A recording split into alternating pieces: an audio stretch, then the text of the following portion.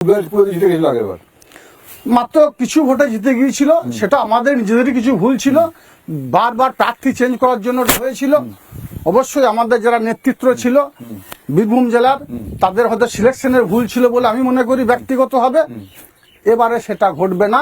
তো এবার যেটা বলছে মানে বিজেপি মানে গোপনে আনন্দ করছে ওরা যে অনুব্রতের সঙ্গে আমরা একটা বিপুল লড়াই আছে, এবার আর 3-4টা সিট বেরিয়ে যাবে বীরভূম থেকে। দেখুন, তৃণমূল কংগ্রেস একটা বড় পরিবার, একটা বড় পরিবারে দাদার সঙ্গে ভাইয়ের, মায়ের সঙ্গে ছেলের, ভাইয়ের সঙ্গে ভাইয়ের দ্বন্দ্ব হতেই পারে, কিন্তু দিনের শেষে যখন পরিবারের মধ্যে কোনো একটা সুখ দুঃখের কোনো ব্যাপার আসে, তখন কিন্তু পরিবার এক জায়গা হয়ে যায়। স্বভাবতই 26-এ নির্বাচন আসছে, কোনো দ্বন্দ্ব কোনো বিভেদ থাকবে না।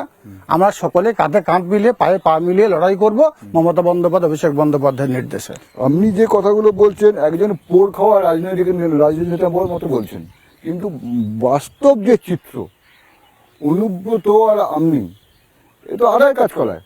দেখুন, আমি ছোট থেকে বড় হয়েছি, আমার পরিবার স্যাক্রিফাইস করেছে, আমার পরিবারে আমি 3 জনকে হারিয়েছি অন্যায় অত্যাচারের বিরুদ্ধে প্রতিবাদ করতে গিয়ে। স্বভাবতই আমার সামনে যখন কোনো ব্যক্তি, সে যে কোনো যত বড়ই নেতা হোক না কেন, সে যদি অন্যায় করে আমি প্রতিবাদে গর্জে উঠি, এটাই আমার স্বভাব। আমি উপরওয়ালা ছাড়া কাউকে কোনদিন ভয় করিনি আর করবও না। কখনো কাহারে করেনি কুন্নিস, তাই তো? অবশ্যই কখনোই উপরওয়ালা ছাড়া কারোর কাছে মাথা নত করিনি, আর কাজল শেখ জীবনে কখনো করবে না। অন্যায় হলে প্রতিবাদ করেছিলাম, অন্যায় হয়েছে। যখন তৃণমূল সরকারে আপনাকে তো নানুরের বাইরেই বেরোতে দেওয়া হয়নি, আপনার নানুর তাও বাইরে যেতে হচ্ছিল। তা নানুরও কোথায়? নানুরের মধ্যে আধাআধি ভাগ ছিল, একটা করিম খান দেখতো, একটা আপনি দেখতেন। কোথায় আপনি? তখন তো প্রতিবাদ করেনি। দেখুন না, আমি গর্জে উঠি সব সময়, কিন্তু দল যখন আমাকে দায়িত্ব, কোনো সময় একটা পঞ্চায়েতে, কোনো সময় 2টো পঞ্চায়েতে, কোনো সময় বীরভূম জেলার যুব তৃণমূল কংগ্রেস সাধারণ সম্পাদকের, কোনো সময় নানুর বিধানসভার সহসভাপতি, বিভিন্ন সময় বিভিন্ন দায়িত্ব দিয়েছে, আমি সততা বা নিষ্ঠার সঙ্গে সে দায়িত্ব পালন করছি। সেই বিষয় নিয়ে আমি কোনো মতদ্বন্দ্ব মতপার্থ কোনো সময়ের জন্য করি। মানে আপনাকে দল যা বলেছে আপনি সেটাই পালন করি। আপনি এটা দেখেননি আজকে ধরুন আপনি যে জায়গাটা দাঁড়িয়ে আছেন, আজকে বীরভূমের আপনি দাঁড়িয়ে আছেন বীরভূমের সভাধিপতি, তাই তো? অবশ্যই।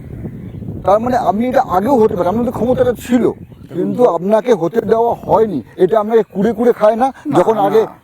আমি এটা মনে করি আমার যেটা প্রাপ্য সেটা আমি পেয়েছি।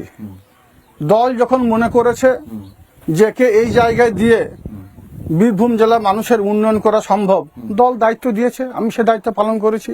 দল যদি আগামী দিনে মনে করে ওখান থেকে সরিয়ে অন্য কোথাও দেবো বা ওখান থেকে রেখে আরো কিছু দায়িত্ব দেবো, দল যে দায়িত্ব দেবে সে দায়িত্ব আমি মাথা পেতে নিতে সব সময়ের জন্য অঙ্গীকারবদ্ধ, কারণ আমি মমতা বন্দ্যোপাধ্যায়। আমাকে একটা কথা বলুন তো বাবু, অনুব্রত মণ্ডল আর আপনার দ্বন্দ্ব, আপনি নিজেই বারবার বলেছেন অনুব্রত আমার গুরু, আমাকে রাজনৈতিক গুরু, এসব আপনি বলেছেন আগে।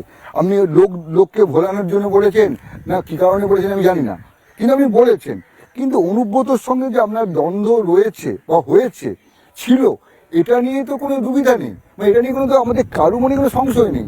কেন? কারণটা কি? এখন সংশয়টা হয়তো আপনাদের মনে নেই, কিন্তু আমি একথা বলবো, আজ পর্যন্ত কোনো সাংবাদিক বন্ধু কোথাও দেখাতে পারবেন না যে অনুব্রত মণ্ডলের সঙ্গে আমার তুতু ম্যামা হয়েছে, আমার সঙ্গে ঝগড়াঝাটি হয়েছে, আমার সঙ্গে বাক বিতণ্ডা হয়েছে। এটা কিন্তু আজ পর্যন্ত কোথাও হয়নি। হ্যাঁ, আমার ভালো লাগেনি, আমি যাইনি। নানা ধরনের কন্টেন্ট দেখার জন্য লাইক করুন, শেয়ার করুন আমাদের ফেসবুক পেজ, সাবস্ক্রাইব করুন আমাদের ইউটিউব চ্যানেল। পাশাপাশি অন্যান্য ব্রেকিং নিউজের জন্য অবশ্যই চোখ রাখুন রিপাবলিক বাংলায়।